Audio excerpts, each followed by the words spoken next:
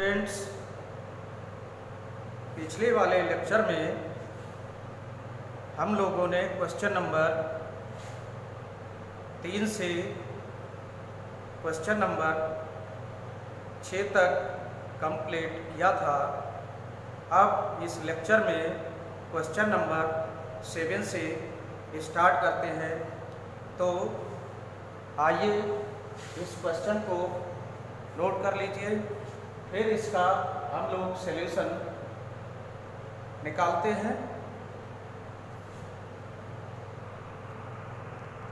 Question number 7 में एक equation आव्यूह के रूप में दी हुई है। इसमें हमें x की वैल्यू को फाइंड आउट करना है। तो इसमें ये 3 मैट्रिक्स मल्टीपल के रूप में दी हुई है। तो अब इसे हम 3 मैट्रिक्स का डायरेक्ट गुणनफल नहीं होता है, तो इसमें एसोसिएटिव लॉ अर्थात साइचरी नियम के आधार पर इसको हल करेंगे। तो साइचरी नियम क्या है कि 3 मैट्रिक्स है और 3 में लास्ट की 2 मैट्रिक्स को पहले सॉल्व किया जाता है, और या पहले 2 वाली मैट्रिक्स को सॉल्व करते हैं, उसके बाद तीसरी वाली मैट्रिक्स को सॉल्व करते हैं। अर्थात इसमें मल्टीप्लाई है तो हम मल्टीप्लाई करेंगे। अर्थात ये एसोसिएटिव लॉ ऑफ मल्टीप्लाई मतलब 3 अव्यूहों का गुणनफल का साहचर्य नियम है। तो आइए सबसे पहले हम इन 2 मैट्रिक्स में लास्ट वाली में ग्रुपिंग कर लेते हैं और इसकी मल्टीप्लाई करते हैं। तो इसमें आपको इस टाइप से इसमें हम ग्रुप बना लिया इसका।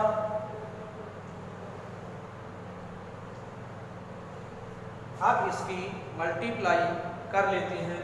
तो करिए, ये ऐसा ही रहेगा 1 2 1, और यहाँ पर इसकी मल्टीप्लाई इस रो की इस कॉलम से होगी और एक एलिमेंट बन जाएगा। तो इसकी बनकी 0 से 1 × 0 प्लस 2 × 2 प्लस 0 × x। अब एक एलिमेंट आपका बन गया। अब ये सेकंड रो है, तो सेकंड रो के स्थान पर लिखा जाएगा। इसकी भी इसी प्रकार मल्टीप्लाई होगी इसकी इससे। तो 2 × 0 प्लस 0 × 2 प्लस 1 × x। अब इसकी इससे पुनः और थर्ड रो के स्थान पर लिख जाएगा। तो 1 × 0 प्लस 0 × 2 प्लस 2 × x, और इस प्रकार h = 0 आ जाएगा। अब इसको 1 2 1 ये मैट्रिक्स इसको सॉल्व कर लिया, सिंप्लीफाई कर लिया। तो 1 0 0 प्लस 2 2 जा 4 प्लस 0 × x 0 2 × 0 0 0 × 2 0 1 × x 1x अर्थात x 1 × 0। तो ये आएगा 0 प्लस 0 प्लस 2x। अब यहाँ से अब इसको हम पुनः इसको हल कर लेते हैं और फिर इसकी मल्टीप्लाई कर लेते हैं। तो आइए इसको सिंप्लीफाई करिए, अर्थात मल्टीप्लाई करनी है। मल्टीप्लाई करने से पहले इनको सिंप्लीफाई कर लीजिए तो ये आएगा 1 2 1 और ये आएगा 4 ये x और ये 2x इस टाइप से और ये 0। अब इसकी मल्टीप्लाई करेंगे तो ये 1 रो है 1 कॉलम है तो 1 एलिमेंट बन जाएगा।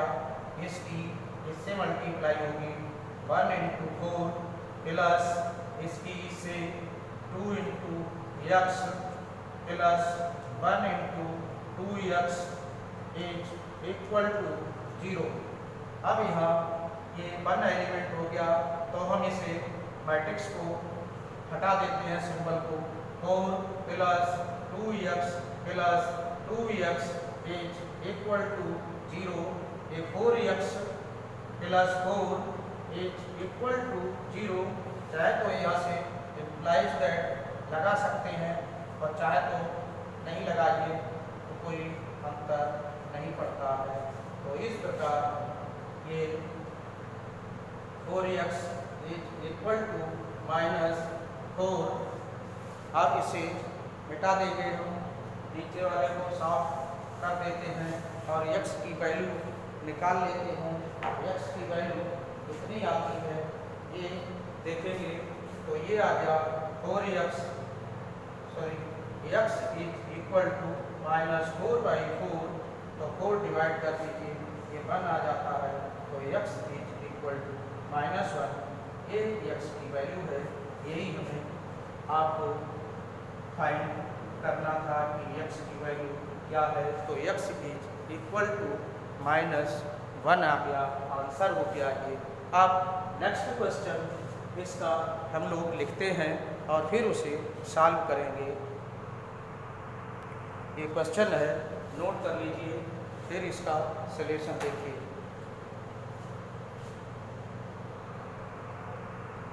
तो इस क्वेश्चन का सॉल्यूशन है।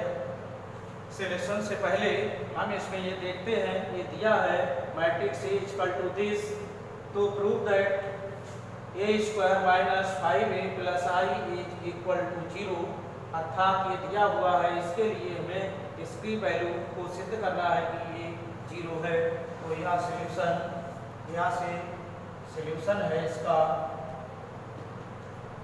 ये गिवन है मैट्रिक्स और इसकी वैल्यू सिद्ध करनी है कि 0 है। तो इसमें 0 के सिद्ध करने के लिए हम पहले LHS का मान सिद्ध करेंगे 0 के बराबर, अर्थात 0 मैट्रिक्स आनी चाहिए इसका हल करने पर। तो सबसे पहले हमें A स्क्वायर का मान ज्ञात करना होगा। तो आइए इसमें A स्क्वायर पहले निकालते हैं। A स्क्वायर का मान निकालिए। A square is equal to A into A लिख सकते हैं। तो इसमें हमें मैट्रिक्स, अब इसका मान, इस A का मान रखेंगे ये 3 1 -1 2 इंटू 3 1 -1 2 और इसकी हम मल्टीप्लाई कर लेते हैं। इसकी इससे, जैसा कि आपको ज्ञात है आप कर भी सकते हैं, फिर भी एक बार फिर देख लीजिए। 3 इंटू 3। अब इसकी इससे मल्टीप्लाई होगी और 1 एलिमेंट बन जाएगा। फर्स्ट रो की फर्स्ट कॉलम से एलिमेंट से गुणा होती है तो ये 1 एलिमेंट बनता है। अब इस रो की इस से गुणा होगी और नेक्स्ट एलिमेंट बनेगा उसी फर्स्ट रो का। तो 3 इंटू 1 प्लस 1 इंटू 2। अब इसकी सेकेंड रो की ये प्री मैट्रिक्स कहलाती है और ये पोस्ट मैट्रिक्स कहलाती है। तो इसकी इससे मल्टीप्लाई -1 इंटू 3 प्लस 2 इंटू -1 और फिर इसकी इससे -1 इंटू 1 प्लस 2 इंटू 2 और ये 3 3 जा 9 -1 3 प्लस 2, ये -3 -2 और ये -1 प्लस 4। अब इसे नोट कर लीजिए।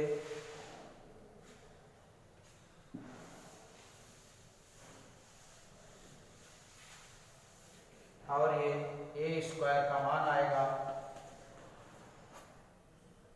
ए यहाँ 8 है और ये 5 और ये -5 और ये 3। इस प्रकार ए स्क्वायर की वैल्यू हमने फाइंड आउट कर ली। अब इक्वेशन जो सिद्ध करनी है, ए square minus 5a plus 7i, तो इसमें मान रख देते हैं LHS A square minus 5a plus 7i, और इसमें ए स्क्वायर का मान पुट कर दिया 8 5 -5 3 -5 ए की वैल्यू 3 1 -1 2 प्लस 7 और i का मान अर्थात आइडेंटिटी मैट्रिक्स का मान वह रखते हैं जो ए मैट्रिक्स है, जिस ऑर्डर की ए है उसी ऑर्डर की हम i का मान रख देते हैं। तो 2/2p है 1 0 0 1, ये आइडेंटिटी मैट्रिक्स है। अब इसे हम हल कर लेते हैं। तो आइए इसे ये यहाँ बीच वाले में 5 से मल्टीप्लाई कर लेंगे और फिर इसे ऐड कर लेंगे, इसमें 7 से मल्टीप्लाई करेंगे। तो ये आया 8 5 -5 3 प्लस ये -5 से मल्टीप्लाई करेंगे तो 15 आ गए माइनस के, और -5 माइनस प्लस 5 -10 प्लस 7 से मल्टीप्लाई करिए ऑल टर्म्स को, 7 0 0 7। इस तरह हमने 7 से ऑल एलिमेंट्स को गुणा कर दिया मैट्रिक्स के। अब इसे ऐड कर लेते हैं, तीनों को सरल कर लेते हैं। तो सरल कैसे होता है, जैसा कि योग के नियम से हमने बताया था कि दो मैट्रिक्स का योग तभी संभव है जब उनके ऑर्डर समान हो और तब उनका योगफल संगत एलिमेंट को जोड़ने से प्राप्त होता है। तो इसमें संगत एलिमेंट इसका ये है, मतलब तीनों मैट्रिक्स के पहली रो के पहले कॉलम के एलिमेंट को जोड़ देते हैं। A11 जे एलिमेंट है, तो 8 -15 प्लस 7। अब इसका ये और ये संगत एलिमेंट बनते हैं, इनको जोड़ देते हैं। तो इस प्रकार ये हल हो जाएगा और इसका मान देखिए कितना आता है। चूंकि 0 सिद्ध करना है तो 0 ही आना चाहिए। तो देखिए ये आपका 8 और 7 15 -15 0 बन जाएगा। 5 -5 प्लस 5 और ये 7 और 3 10 -10 और ये 0 बना, ये भी 0 ये भी 0 ये भी 0 और इसके लिए कहते हैं 0 मैट्रिक्स। तो इस प्रकार LHS = RHS यही हमारा सिद्ध करना था और ये प्रूव्ड हो गया इससे। तो इसे नोट कर लीजिए, फिर देखते हैं नेक्स्ट क्वेश्चन सॉल्व करते हैं। ये क्वेश्चन नंबर 9 है। दिया है यदि ये तीनों मैट्रिक्स गुणनफल के रूप में दी है और बराबर 0 दिया है तो ये समीकरण बन जाता है, ये आबेहू समीकरण कहलाता है। और तो x का मान इसमें ज्ञात करना है। तो आइए सॉल्यूशन देखते हैं इसका कैसे हल होगा ये क्वेश्चन। और तो इसमें ये क्वेश्चन हल करने के लिए कोई भी रूल डायरेक्ट गुणनफल का नहीं होता है। इसमें दो मैट्रिक्स का चाहे तो इनका पहले समूह बना लें और गुणनफल कर लें, या इन दोनों का समूह बना लें और गुणनफल कर लें, तत्पश्चात तीसरे का गुणनफल होगा। यह साहचर्य के नियम के अकॉर्डिंग होता है। तो आइए सबसे पहले हम इसमें मल्टीप्लाई कर लेते हैं दो दो की। तो इसमें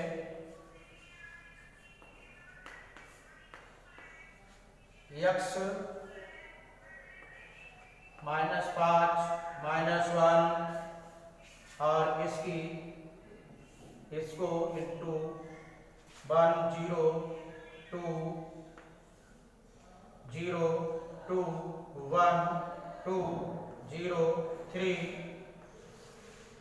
into x 4 1 is equal to 0।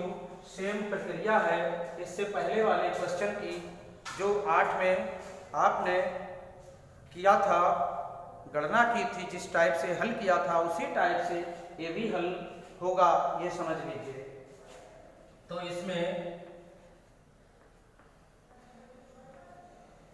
इनकी मल्टीप्लाई कीजिए, इसकी इससे होगी, 1 कॉलम है, 1 रो से 1 कॉलम की इसकी मल्टीप्लाई होगी तो 1 एलिमेंट बन जाएगा 1 इंटू x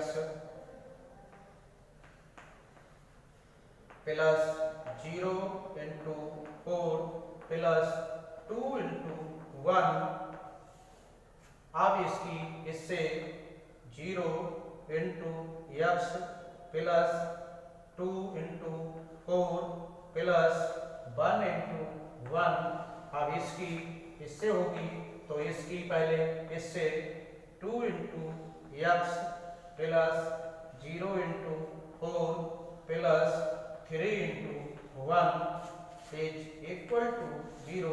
अब इसे कैलकुलेशन कर लेंगे इसकी, अर्थात आप सिंप्लीफाई करेंगे। तो यहाँ गुणा है, जहाँ गुणा है वहाँ गुणा करेंगे, जहाँ योग है वहाँ योग करेंगे। तो इसे आगे हल कर लेते हैं।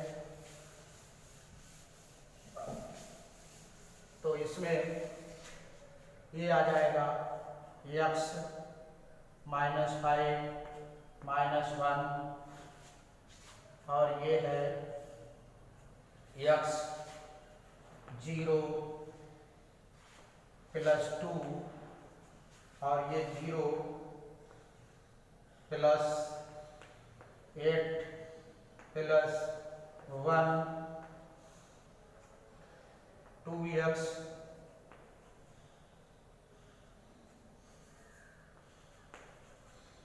Plus 0 plus 3 is equal to 0। अब इसे x -5 -1 और ये x प्लस 2 9 2x प्लस 3। अब इसकी मल्टीप्लाई कर लीजिए। तो मल्टीप्लाई ये आ जाएगा आपका, इसकी इससे मल्टीप्लाई होगी x into x plus 2 minus 5 into 9 minus 1 into 2x plus 3 और इस टाइप से इसकी मल्टीप्लाई हो जाती है। तो इसकी multiply x square plus 2x minus 9 पंजे 45 45 हुए, माइनस 1 की और इनकी मल्टीप्लाई माइनस 2x और माइनस 3 इज इक्वल टू 0। अब 2x से 2x यहाँ से ये घट जाएंगे, एक प्लस है एक माइनस है, और ये आएगा एक्स स्क्वायर। अब 45 माइनस के और माइनस के 3 ये ऐड हो जाएंगे और ये हो जाएंगे 48 इज इक्वल टू 0 बन जाता है। अब यहाँ से हम इसे और सॉल्व कर लेते हैं और ये बन जाएगा x square is equal to 48। इसे हमने पक्षांतर कर दिया इधर को राइट साइड में, और x is equal to plus minus under root 48। अब इसका वर्गमूल स्क्वायर रूट ले लेते हैं और ये 16 इंटू 3 प्लस माइनस 4, इसका स्क्वायर रूट हुआ 4 और ये अंडर रूट 3 और ये x। इस प्रकार हमें x का मान फाइंड आउट कर लिया हमने इसमें। अब नेक्स्ट क्वेश्चन देखेंगे। क्वेश्चन नंबर 10 है कि एक निर्माता 3 प्रकार की वस्तुएं x, y, z, मतलब पहले टाइप की x है, दूसरे टाइप की y टाइप की वस्तुएं हैं, तीसरे z टाइप की वस्तुएं हैं का उत्पादन करता है, जिनका वह 2 बाजारों में विक्रय करता है। वस्तुओं की वार्षिक बिक्री नीचे प्रदर्शित है। ये बाजार है, ये उत्पादन दिए हुए हैं कि फर्स्ट बाजार में ये 10,000 एक्स टाइप की वस्तुएं हैं, उन 10,000 को बेचता है, और ये 2,000 हैं जे वाई टाइप की वस्तुएं हैं, और ये 18,000 वस्तुएं हैं जे जेड टाइप की वस्तुएं हैं। तो इन्हें फर्स्ट बाजार में विक्रय करता है। और सेकंड बाजार में एक्स टाइप की वस्तुएं 6,000 हैं, इन्हें विक्रय करता है, और 20,000 वाई टाइप की वस्तुएं हैं, इन्हें विक्रय करता है, और जेड टाइप की वस्तुएं 8,000 हैं, इन्हें विक्रय करता है। मतलब फर्स्ट बाजार में इनकी बिक्री करता है और सेकंड बाजार में इनकी बिक्री करता है। तो फर्स्ट पार्ट आपको ज्ञात करना है, यदि x type, y type, z की प्रत्येक इकाई का विक्रय मूल्य क्रमशः इतने हैं, मतलब एक वस्तु की इसकी एक इकाई का मतलब है केवल एक वस्तु का विक्रय मूल्य इतना है, और तो इतने के कितने होगा, इसी टाइप की वाई टाइप की 2,000 वस्तुएं हैं, इनमें एक वस्तु का मूल्य है, विक्रय मूल्य है ₹1.50, तथा इतनी जेड टाइप की 18,000 वस्तुओं में एक वस्तु का बिक्री मूल्य इतना है। तो 18,000 की विक्रय मूल्य आपको निकालना है। तो प्रत्येक बाजार में कुल आय आप बीज गणित की सहायता से ज्ञात करना है। तो आइए पहले हम इनकी आव्यूह बना लेते हैं और फिर बिक्री मूल्य का आव्यूह बना लेते हैं। ये प्रत्येक वस्तु का एक वस्तु का विक्रय मूल्य दिया है, ये कुल संख्या दी है। तो इस टाइप से हम इसके आव्यूह विधि के गुणनफल द्वारा इसको सॉल्व कर सकते हैं। और सेकंड टाइप अभी लिखेंगे। सेकंड टाइप में ये तो बिक्री मूल्य है जिसमें लाभ भी होगा, और बी वाले में लागत मूल्य दिया हुआ है। तो उस लागत मूल्य को टोटल को निकाल कर इनमें से घटा देंगे बिक्री मूल्य में से, तो कुल लाभ निकल आएगा कि दोनों बाजारों में कुल कितना लाभ हुआ। तो आइए इसको सॉल्व कर लेते हैं। इसे हमने जो उत्पादन हुआ, जो बाजारों में बेचने वाला उत्पाद है, जो एक्स वाई जेड टाइप की वस्तुएं हैं, जिनमें फर्स्ट बाजार में और सेकंड बाजार में जिनको बेचा जाएगा, उनका मैट्रिक्स हमने बना लिया और उसे मान लिया let a equal to this. ये एक्स टाइप की वस्तुएं इतनी उत्पादित हुई, ये वाई टाइप की, ये जेड टाइप की, ये फिर दूसरी बाजार में है एक्स टाइप की, वाई टाइप की, जेड टाइप की वस्तुओं की हमने मैट्रिक्स का निर्माण कर लिया। अब सेकंड ए टाइप है, ए खंड है इसका कि माना आव्यूह बी विक्रय मूल्य प्रति इकाई को निरूपित करता है, अर्थात जो एक इकाई वस्तुएं, एक वस्तु का जो एक्स टाइप है उसका विक्रय मूल्य है 2 रुपए 50 पैसे और वाई टाइप की जो वस्तु है उसका एक वस्तु का मूल्य है 1 रुपए 50 पैसे और ये जेड टाइप की एक वस्तु का मूल्य है जो बिक्री मूल्य है विक्रय के हिसाब से बेचा जाएगा उसका 1 रुपए है। तो अब हम इसे मैट्रिक्स के रूप में लिख देते हैं। तो matrix B is equal to बन जाएगी आपकी 1 रुपए 50 पैसे और ये 2 रुपए 50 पैसे और ये इसका बिक्री मूल्य 1 रुपए 50 पैसे और इसका इतना है। तो इसको हम कैलकुलेशन आसानी से हो सके इसलिए इसको बना लेते हैं, चाहे तो ऐसा रहने दें चाहे इसको बना सकते हैं और इसे हल कर लेते हैं। ये कितना आएगा 250 अपान 100 और 1 जे कट गया 5 दूनी 10 ये आ गया 5/2 और ये आ जाएगा आपका 1.50। इसको हटाया यहाँ ये 0 और ये 3/2 आएगा इसे और ये 1 रहेगा।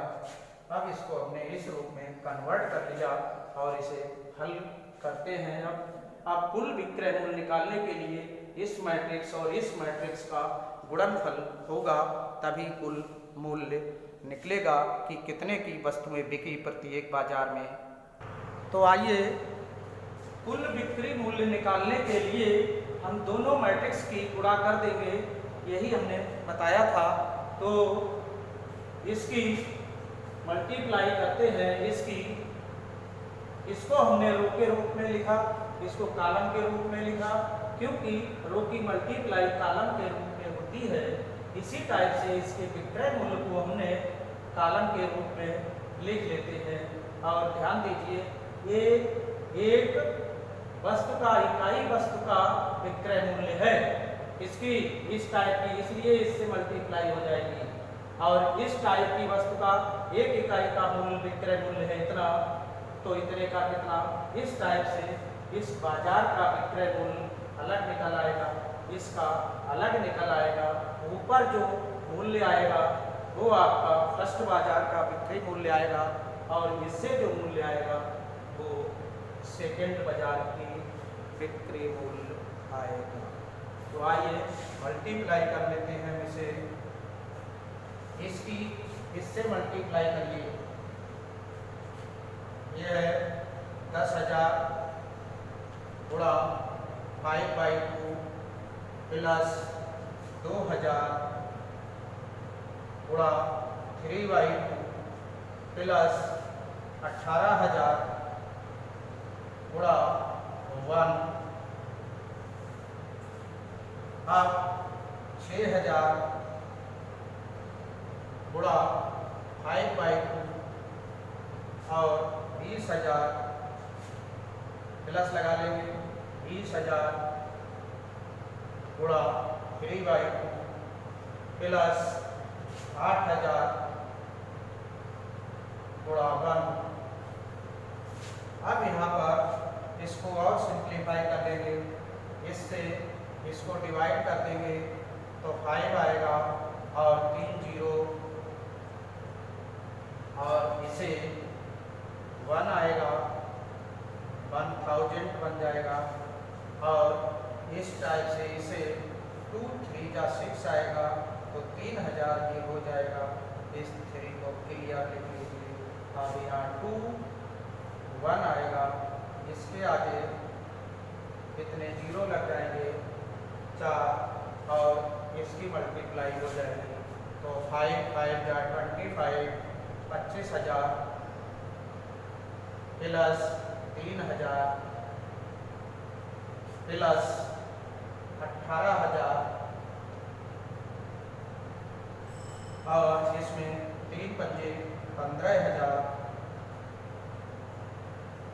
प्लस 30,000 प्लस 8,000 इस टाइप से हमने मल्टीप्लाई कर ली। अब इसको और सिंप्लीफाई कर लेंगे, सरलीकरण इसे सरल करेंगे तो A इंटू बी मैट्रिक्स अर्थात कुल बिक्री मूल्य, ये इसमें ऐड कर देते हैं तो ऐड कर लीजिए, ये हो जाएंगे 46,000 और ये 53,000।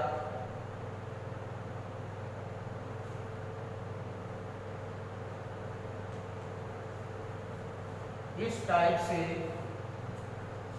बाजार ए में जितनी वस्तुएं वो बेची गई थी एक्स टाइप से और वाई टाइप जेड टाइप, उनका कुल मूल्य इतना होगा बिक्री मूल्य, और सेकंड बाजार में बिक्री मूल्य इतने रुपए होगा।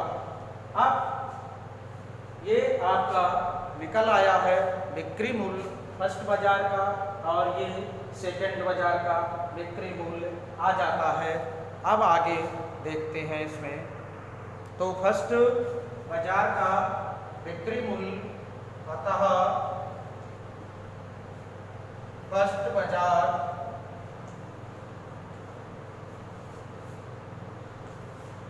का बिक्री मूल्य जिसे विक्रय मूल्य भी कहते हैं अर्थात कुल आय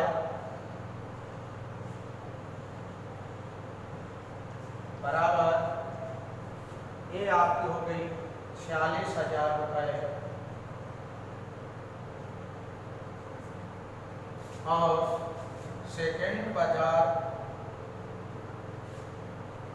का बिक्री मूल्य हो गया है अर्थात कुल आय ये हो गई है आपकी 53,000 रुपये।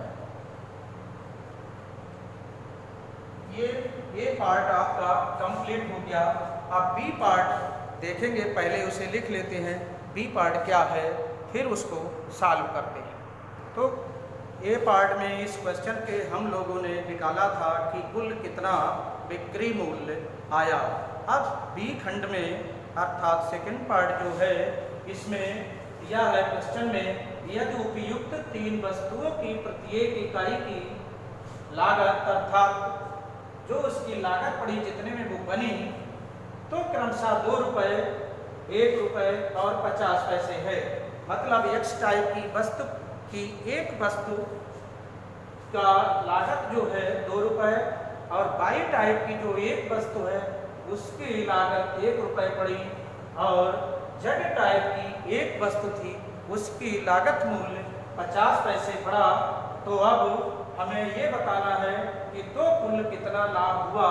इसका मतलब इस स्टेप से, इस खंड से हम जो वस्तुएं बनी हैं उनकी लागत निकाल लेंगे, लागत मूल्य निकाल लेंगे और विक्रय मूल्य में से लागत मूल्य घटा देंगे तो हमें लाभ निकल आएगा। तो आइए इसको हल करते हैं कि इसमें सॉल्यूशन है, माना आव्यूह सी प्रत्येक इकाई की लागत को प्रदर्शित करता है। मतलब आव्यूह सी जो हमने माना है वो इसकी लागत मूल्य को प्रदर्शित करता है। तो इसमें सी बराबर, इसलिए सी बराबर मान लेंगे हम, इसका मैट्रिक्स बना लिया, 2 रुपये है और ये 1 रुपये है और इसको भी रुपए में बदल लिया, 50 पैसे को रुपए में बदलेंगे तो 50 ये रुपए हो गए और इसको बदलेंगे 100 आ जाएगा, 0 5 दूनी 10, 1/2 मतलब 50 पैसे का आधा रुपया हो जाएगा। तो इसे हम 1/2 लिख लेते हैं और ये आ गया लागत मूल्य का आव्यूह। प्रत्येक इकाई की लागत मूल्य का आव्यूह बन गया। अब कुल लागत कितनी पड़ी तो इसमें जो वस्तुएं बनी उसके आव्यूह से इसको गुणा कर देते हैं तो कुल लागत मूल्य निकल आएगा। तो आइए देखते हैं इसमें हम अब इसको A इंटू सी, तो ये जो मैट्रिक्स थी उसको लिखते हैं पहले हम। ये वाली मैट्रिक्स कितनी थी उसको लिख लो पहले। अब इसे दोनों मैट्रिक्स की मल्टीप्लाई कर लेते हैं। तो सबसे पहले इसकी मल्टीप्लाई इससे, मतलब फर्स्ट मैट्रिक्स की फर्स्ट रो की मल्टीप्लाई सेकंड मैट्रिक्स, जिसे पोस्ट मैट्रिक्स भी कहते हैं, से होती है। तो आइए इसकी इससे मल्टीप्लाई करिए। 10,000 into 2 plus 2,000 into 1 plus 18,000 into 1/2 6,000 into 2 plus 20,000 into 1 plus 8,000 into half. ये इसकी मल्टीप्लाई हो गई। अब इसको ये हो गया 20,000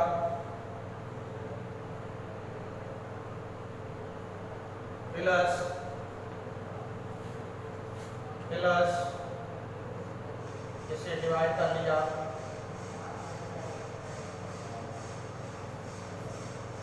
ये हो गए 12,000 प्लस 20,000 प्लस 4,000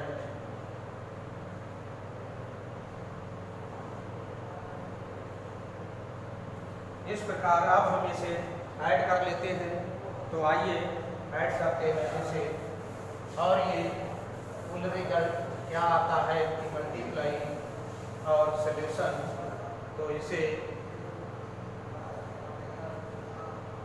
9 और 2 11, 11 और 20 31,000, और ये 12,000 और 20,000 32,000, 32 और 4 36,000 आ जाते हैं। ये लागत मूल्य है। फर्स्ट बाजार फर्स्ट का लागत मूल्य है, जो वस्तुएं बनी थी उनका लागत मूल्य, और ये बाजार सेकंड में जितनी वस्तुएं बनी थी उनका लागत मूल्य है। अब इसको ये कुल लागत मूल्य कितना है, तो आइए लिख लेते हैं इसे। तो इसमें लाभ पूछा है, तो लाभ इससे हम निकाल लेते हैं कि क्या है। तो बाजार फर्स्ट से लाभ, बाजार फर्स्ट से लाभ बराबर बिक्री मूल्य माइनस कुल लागत। बिक्री मूल्य, बिक्री या विक्रय मूल्य माइनस लागत मूल्य। तो उसमें था 46,000 माइनस इसमें है 31,000। ये बन गया है आपका 5, 1, 3, 15,000 रुपये बाजार फर्स्ट से कमाई हुई, लाभ हुआ। अब बाजार सेकंड से लाभ इज इक्वल टू विक्रय मूल्य था 53,000 और लागत मूल्य है 36,000, और ये लाभ हुआ यहाँ से 17,000। 53 में से 36 गए, 13, 6, 7, 1 बचा, इतने रुपए कुल लाभ। कुल लाभ, कुल लाभ हो गया है ये, और ये जोड़ दीजिए 15,000 प्लस 17,000 बराबर 32,000 रुपये कुल लाभ आपको हो गया। कुल लाभ हो गया 32,000 रुपये। स्टूडेंट्स, ये क्वेश्चन हमने जो किए थे 7 से और 10 तक किए हैं, इनको अब आगे नेक्स्ट लेक्चर में आगे सॉल्व करेंगे।